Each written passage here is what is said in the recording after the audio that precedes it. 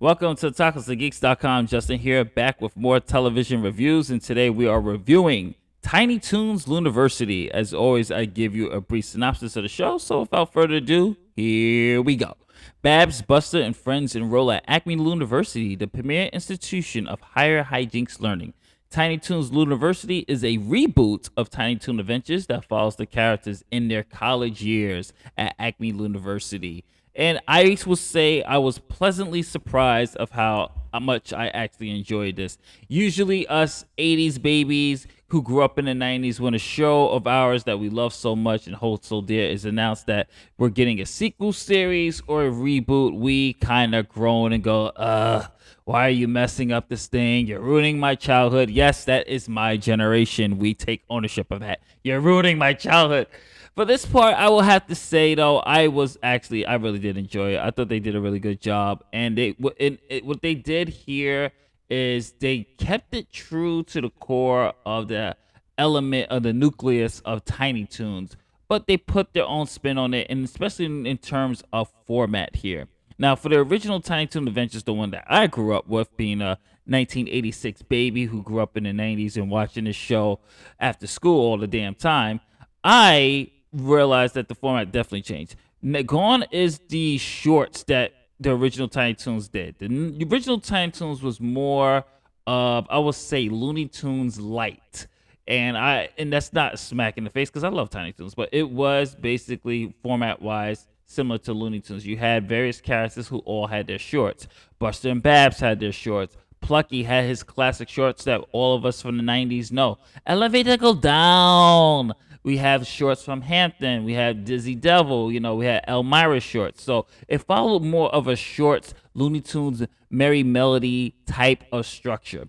While this one, Tiny Toon Looniversity, is more story structure based. We're following our main protagonists, Babs and Buster. And for you shippers out there who used to ship these two in the reboot are twins. They are brother and sister, Babs being older by a second.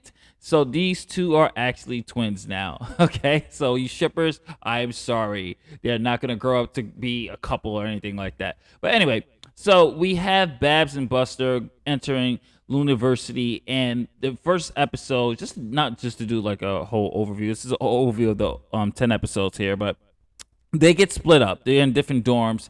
And I like that because in the story progression of this is that the main focus and point of this is for all the Toons to find their identity, to find what makes them them. Like, for example, you will see development of certain gags that you've seen in the Tiny Toons, such as Hampton's cry. You'll see Babs with the clothes changing and things like that. You see things from elements that they pick up from Buster and things like that. So I like what they did here. It's not an origin story per se, but it does flesh out a little things that you've seen in certain shorts and where they get their inspiration from. So I thought they did a really good job.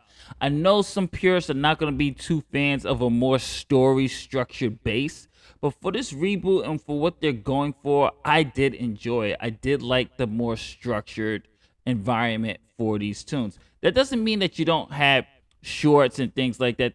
There are moments in here where you see glimpses of that when it comes to the gags. And the jokes, for the most part, are more inside jokes of actual, like I would say, you have to understand a little bit of the lore.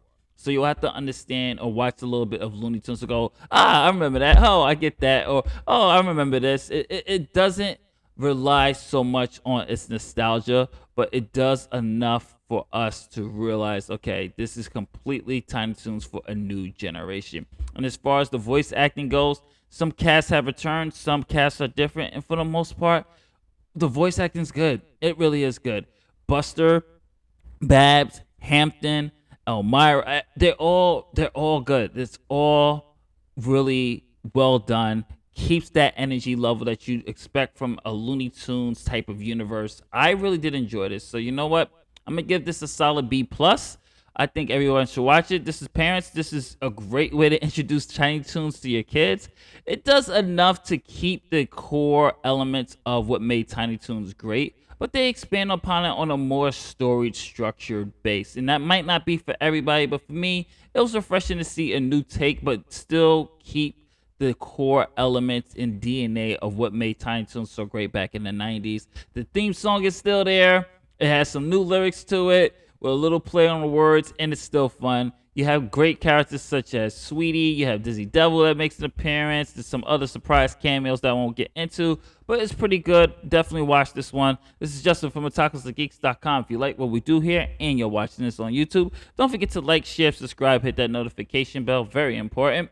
And if you're watching this on otakusandgeeks.com, what are you waiting for? Browse our website. Check out our interviews. Check out our upcoming coverages and everything else. Peace, love, and happiness. Catch you on the next review. Later days.